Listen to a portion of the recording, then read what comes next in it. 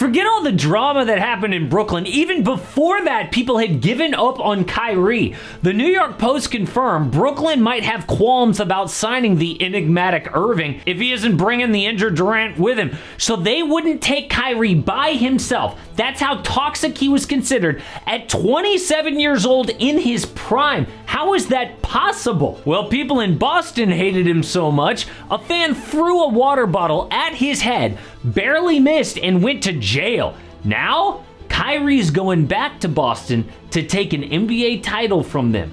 How are they going to react this time? But things had gotten so bad, Stephen A. Smith said this 3 years ago. Let me say this straight up and down. I think Kyrie Irving should retire. Well, thankfully for Luka, he didn't take Stephen A.'s advice. And for those of you who think I had a lot to say about Kyrie, we will address that too. But what is it about Dallas that turned Kyrie's career around? Well, he's always been the most skilled player of his generation. Kai can handle like an and one player, but has actual NBA talent that wins championships. His under the rim finishing is like poetry. Such a high kiss off the glass with perfect spin. Beautiful. So he and LeBron went to 3 straight finals, and Kai hit the dagger over Steph for a chip.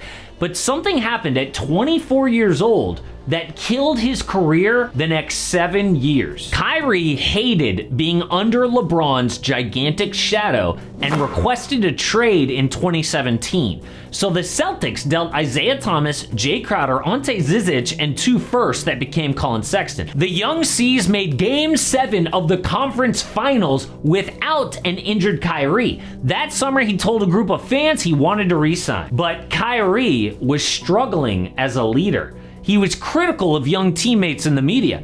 The young guys don't know what it takes to be a championship-level team. If they think it's hard now, what do they think it'll be like when we're trying to get to the finals? Like they just almost did without you? It didn't make sense. Celtics players said Irving's mood swings often left them treading lightly in the locker room. Oh, mood swings. Then at All-Star, a cell phone video caught Kyrie and KD whispering and joking in the hallway.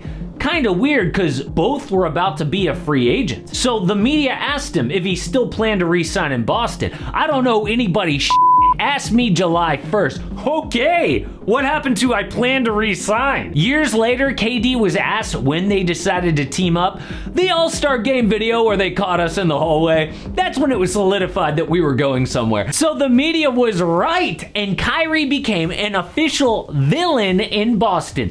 Didn't help that they lost in the second round and Kyrie was awful, but the hate got out of control. Boston chanted F Kyrie, so he stomped on their logo. They threw water bottles, so he flipped them off after big shots. Even burning sage couldn't kill the bad juju, which is weird because it works for me every time. Kai's reputation got so bad, you could say anything about him in the media. But I think he's immature, selfish. He comes off as a damn snob. As a basketball player, he's a narcissist. I can't believe that we ain't talking about we're talking about this idiot. Now, I looked up what I said at the time, and it's not much better than that, but I honestly believe he deserved criticism for some of his actions.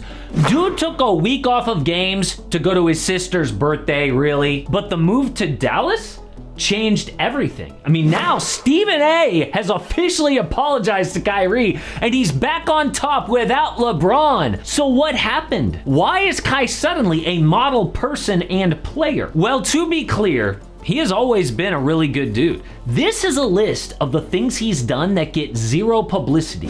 My goodness. Pause and read this stuff. There ain't another NBA player who has helped this many people. I actually stopped 3.5 years back because it was too much to put on one graphic.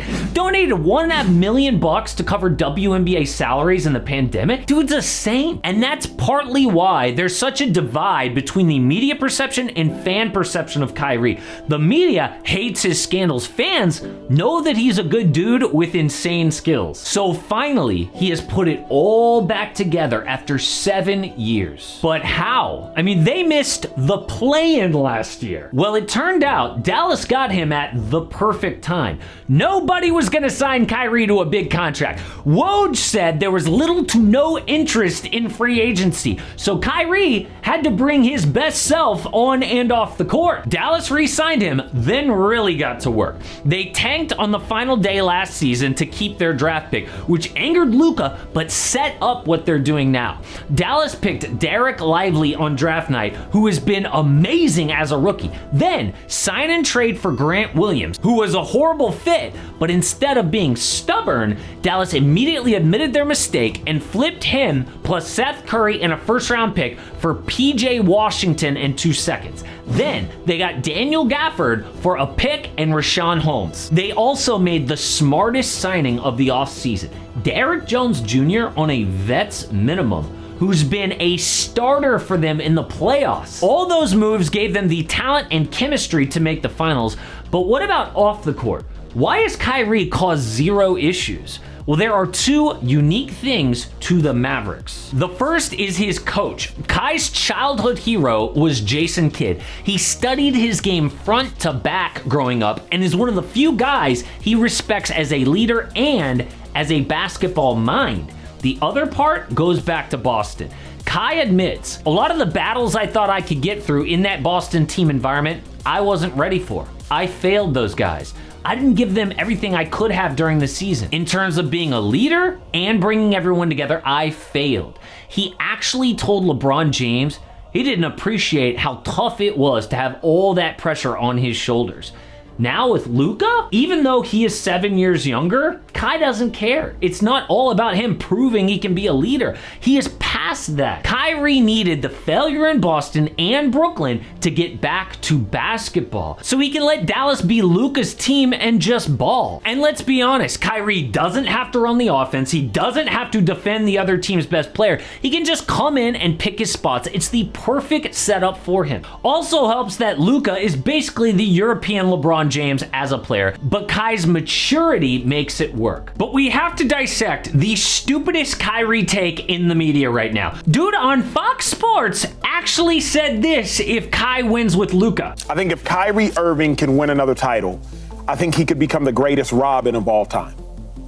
Right now, I believe that Scottie Pippen is obviously the greatest Robin of all time. But you think he passed Pippen if he wins? I think you could argue. Okay, he goes on to say that Kyrie wins with two different all-time greats and he had big moments himself. No, you cannot compare Scottie Pippen's 6 chips to Kyrie's 2. Also, what about Kobe as a Robin to Shaq in a 3-peat before Kobe became a #1? Obviously, Kyrie winning will be an amazing story, but the hot takes that are already coming out of this are actually insane. But things are not looking good for Karl Anthony Towns. There are rumors that the Wolves could trade him. A lot of fans don't understand why, so I had a detailed look at Cat's situation.